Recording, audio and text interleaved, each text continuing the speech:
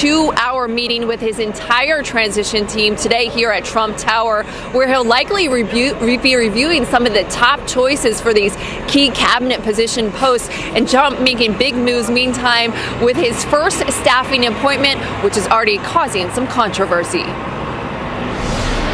President-elect Donald Trump offering Lieutenant General Michael Flynn the role of National Security Advisor, according to a transition official. We must regain our ability to truly crush our enemies. Trump's choice is already making waves. Flynn, the former director of the Defense Intelligence Agency, has a long history of controversial remarks, accused of stoking Islamophobia.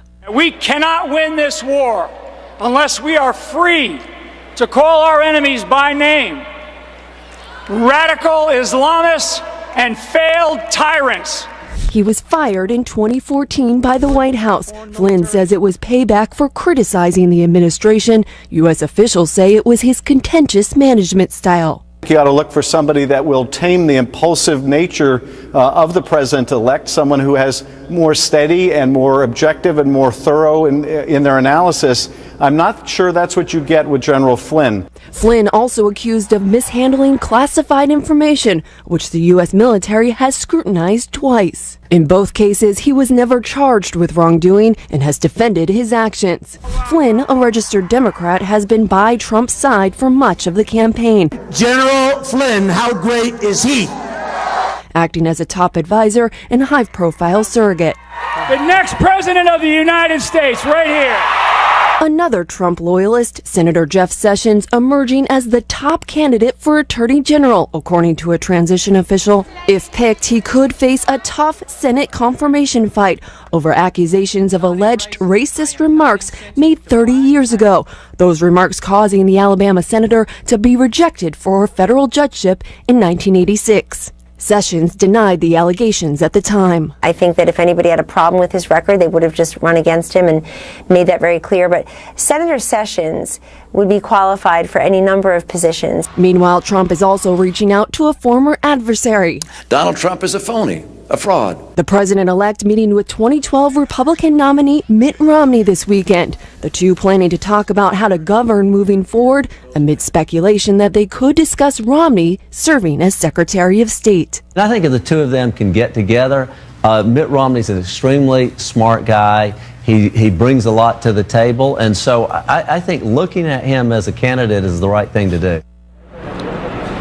And the Trump landing teams are also starting to make some progress, making contact now at some of the key agencies, Defense, State, and Justice Department, as well as the National Security Council, really starting to coordinate now in terms of the transition and the handover with Obama administration officials. Meantime, Donald Trump, he is en route later this weekend. On Saturday and Sunday, he'll be spending the weekend at his golf resort in Bedminster, New Jersey, where he'll continue to work on staffing out his administration. And, John, where notably this big meeting with Mitt Romney will happen. John?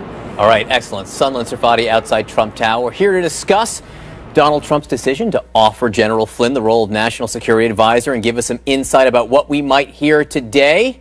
Chief Strategist and Communications Director for the RNC, Sean Spicer, who works so closely with the Trump campaign and now is working closely with the transition as well. First of all, Sean, let me ask you this outright. Do we expect any announcements today? Would it be surprising to see announcements today? It would not be surprising to see something come out today. But again, one of the things that you need to understand about President-elect Trump is that until he says something, it's not official. He has met with a ton of quality caliber people, from General Flynn to General Keane, General Mattis, other people in the national. Yesterday, Secretary Kissinger. He continues to get advice from the best and the brightest. National security, foreign policy, military affairs. So I wouldn't be surprised to see a couple things here and there, but he is going to put forth one of the strongest national security and defense-related teams that this country's ever seen, with the people who have got the expertise and the vision to make sure that our country is protected and that our military has everything it needs. So just for example, I mean, Sunlen talked about the landing teams. The landing teams for national security are hitting agencies today. That's Department of State, Department of Defense, Department of Justice, and the National Security Council. Those are people designated by President-elect Trump to liaise with people designated by the White House to go into these departments and begin that transition process, so that on January 20th, after he takes his hand off that Bible, that he is ready on day one to implement real change throughout the entire government. And then on Monday, we'll talk about the economic team and then the domestic policy team.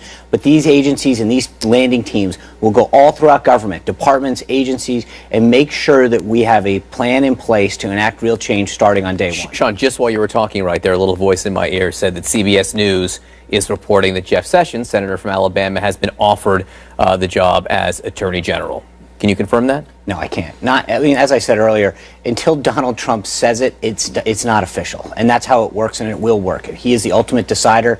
He will be the president of the United States on January 20th. But the way that he has run his business and his campaign is that until he says something, it's not official. It's not official, but maybe we'll hear about something like that later today. Let me ask you, General Michael Flynn. Again, Donald Trump hasn't said it out loud, which is the Sean Spicer standard, but CNN and others are reporting that General Flynn has been offered the role as National Security Advisor. Let me play you something that General Flynn has said about the religion of Islam.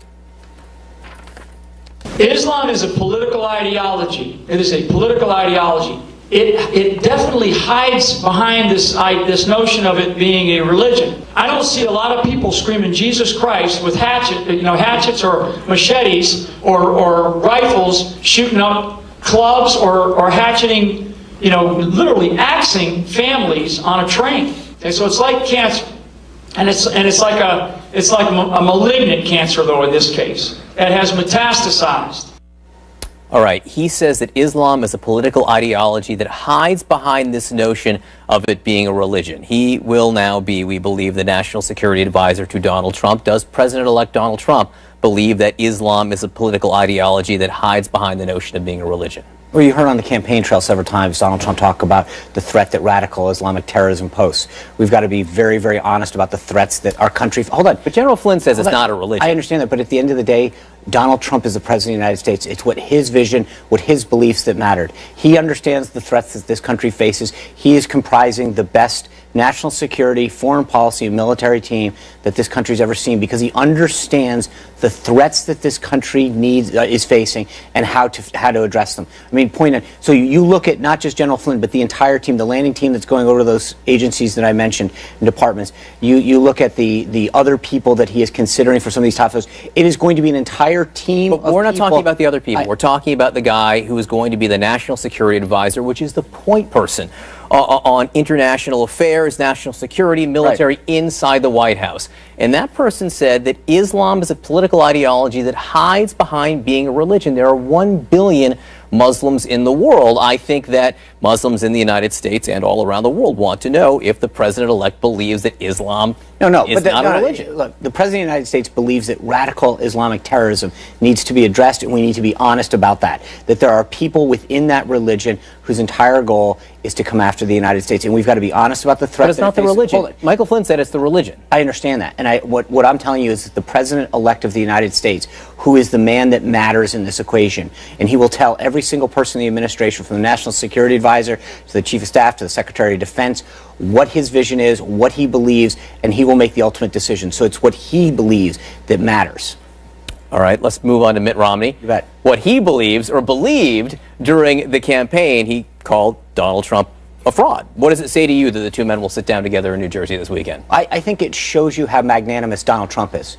Right? What he wants is the best and the brightest, and he understands that Governor Romney may not have endorsed him, may not have supported him, neither did may not have endorsed him, like the biggest euphemism in Senator the world. Cruz, while initially had some reservations about. Donald Trump has let all of that go. What he cares about now is not what your partisanship is, not whether you support him or not, whether or not you can help him enact real change. That's it, full stop. And you look at it, the actions that he speaks, since the day he took that stage at 2 a.m. on Wednesday morning and accepted the presidency from Hillary Clinton and thanked the American people for their support, he has done everything to show what a great president he's going to be and what a great team he's going to be. He is meeting with Democrats, Republicans, people who supported him, people who didn't. The criteria is this: do you have good ideas about making this country great? Full stop. Let me ask you also about Donald Trump taking credit for keeping a Ford plant in the United States. One of the tweets he put out last night, he said, "I worked hard with Bill Ford to keep the Lincoln plant in Kentucky. I owed it to the great state of Kentucky for their confidence in me." The thing is, Ford says this plant wasn't going anywhere. Ford says they were just going to make a different kind of car here. They were going to make Ford Escapes in this plant rather than the Lincoln MKC. So what's Donald Trump taking credit for? Well, I think he has been very clear about the need to keep jobs in America, whether it's Ford or other companies, and that we've got to stop outsourcing our jobs and creating regulations and policies that encourage companies to move. And I know he's been very vocal on, especially with the car manufacturing sector. But he didn't keep jobs in America. He kept a model in America. I'm not sure keeping the Lincoln MKC. First of all, I'm not going like he is what the discussions that he has had with various people, business leaders and company executives, is not something that I'm going to share. But I mean, I can tell you that he has been very committed to this, and not just publicly, but privately with the meetings that he's had with CEOs and other executives. You going to work in the administration, Sean? I will do whatever I'm asked to do. Have you been offered a job yet? I have not. No. I would be on. Look, you can't say no to the President of the United States, but it has been just, frankly, an honor to be part of this process. It is unbelievably historic what has happened, and I'm just honored to have had a small role and a small seat in this.